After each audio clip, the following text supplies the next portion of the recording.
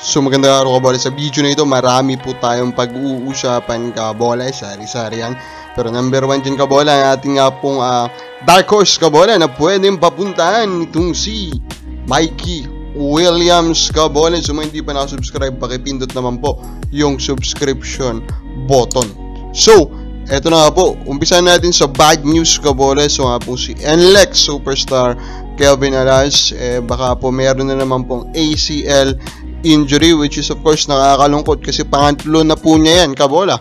Kung tuluyan nga pong ACL ulit yan, and if ACL yan, minimum yan 6 months kabola, maximum around more than a year kabola, depende pa yan sa gravity nung kanya pong injury kabola. Nakakalungkot lang talaga kasi nakadami na talaga ng injury itong si Kevin Alas, and sayang kabola, diba? Kasi malaking kawalan siya sa NLEX, knowing that NLEX is, I'm really high on them, diba? Kasi nga sobrang lakas ng kinuha nilang import na si Thomas Robinson. Pero kung injured yung Alas, medyo tagalid na sila in trying to win that championship kabola.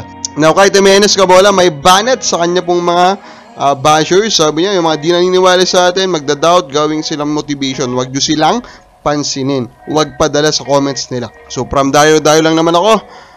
Saan na ba ako ngayon? And chara kabola. So, tama naman siya, diba? Dapat talaga yung mga, kung may mga buyers po kayo, kabola, yung mga tao, hindi po bumibilib sa inyo. Ang pinakamaganda nyong gawin is gawin nyo lang po motivation. Wag po kayong pa-apekto sa kanila kabola. Just keep on going, trying to reach your dream. Tulad nga po ng nagagawa po nito si Kay Jimenez. Of course, we are supporting this guy, hoping that he will find a way kabola to get those minutes para po ma-prove yung sarili niya dito po sa PBA.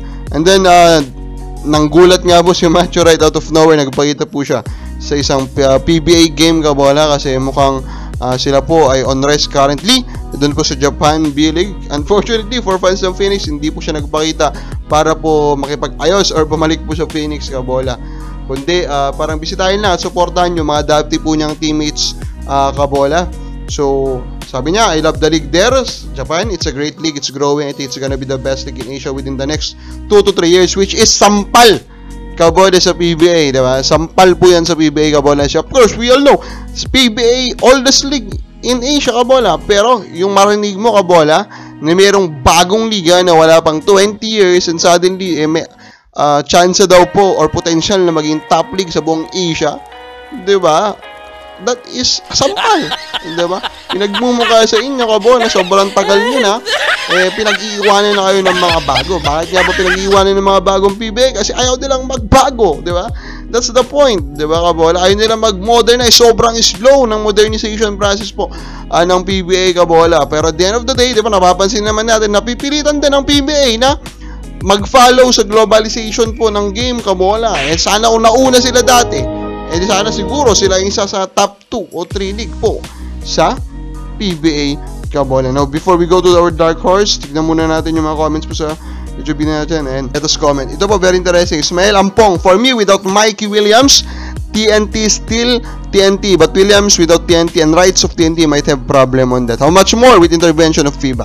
So, yung pinapuntos niya, parang mas malaki daw nakawalan para kay Mikey itong nangyayari kabola. In a way, you can look at that in that angle kabola, diba? Knowing na Mikey Williams is all about the money, diba? Kapag hindi nga ito maayos, di wala sa sweldoan and mahirapan din siya makahanap ng trabaho. Tama nga naman, while TNT will still be there playing. Pero if you really think about it, without Mikey Williams, the chances of TNT winning a championship talagang malaki po ang ibinaba. And of course, the success of a PBA team is of course about their ability din to win championship. So in a way, there's still a big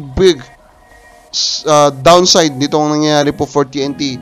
And for Mikey Williams naman kabola, it's not the end of the road din naman kabola, diba? There's still ways for him to find a living other than the FIBA sanctioned leagues kabola.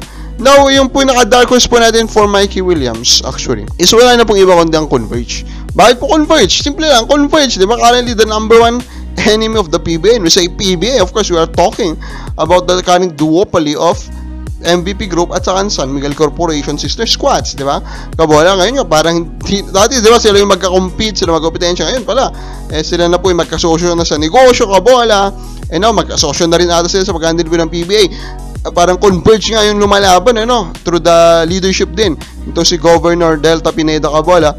So, pero sa akin, interesting na isipin, di ba, na kunin ko ng Converge kasi I still believe that they are capable of paying yung to the moon na gusto ni Mikey Williams. And I do believe na Converge may have that right path of thinking para po mag-overpay dito kay Mikey Williams. So, iisipin mo, di ba, Mikey can really lead teams to championship.